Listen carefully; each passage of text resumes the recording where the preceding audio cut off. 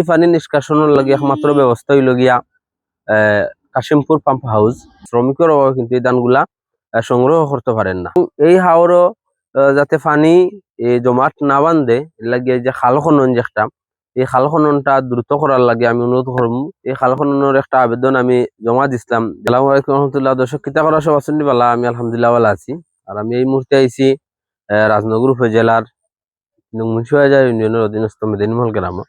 আমার পিছনে আপনারা দেখরা হাওর খাওয়া দেখি পূর্ব, এই হাওর খাওয়া দেখি পূর্ব এটা হইল গিয়ে একটা বিশাল হাওর, কারণ অনেক ধান ফসল ফলে।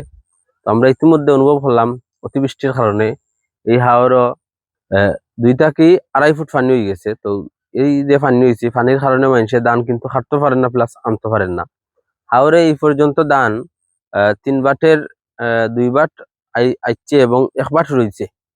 যেই 1 বাট রয়েছে আমরা আপনারা দেখার চেষ্টা করি। আর কৃষক হলোর খুব একটা ভোগান্তি, কারণ এই পানি নিষ্কাশনের লাগে একমাত্র ব্যবস্থা হইল গিয়া কাশিমপুর পাম্প হাউস।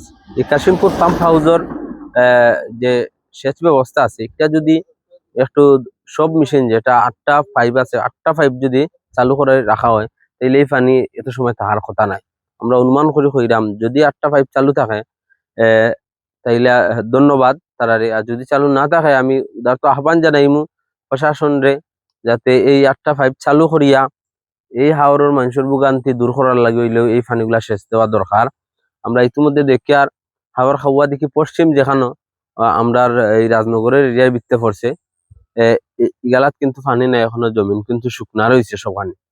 এই পানি জমাট বান্ধার কারণে এই কৃষক হলর ভোগান্তির এটাতে আমরা মুক্তি চাইলাম এবং সবার সহযোগিতা চাইলাম বিশেষ করিয়া।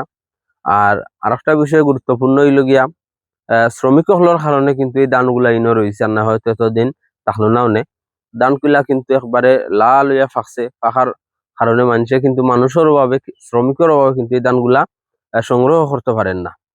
তো এই ধানগুলা সংগ্রহ করতে আমরা মেশিন, সরকারি যে মেশিন গুলা আছে ধান কাটার মেশিন, এগুলা যাতে এই হাওর স্থাপন করা হয় আগামীতে, এবং এই হাওরও যাতে পানি জমাট না বান্ধে লাগে যে খাল খনন যে একটা, এই খাল খননটা দ্রুত করার লাগে আমি অনুরোধ করব।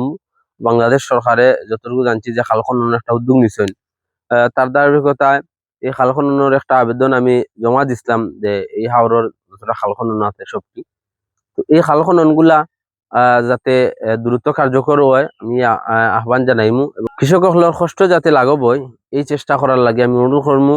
আর সবাই ভালো থাকা, সুস্থ থাকা, ভিডিওটা একটু বেশি বেশি করে শেয়ার করবা। আসসালামু আলাইকুম।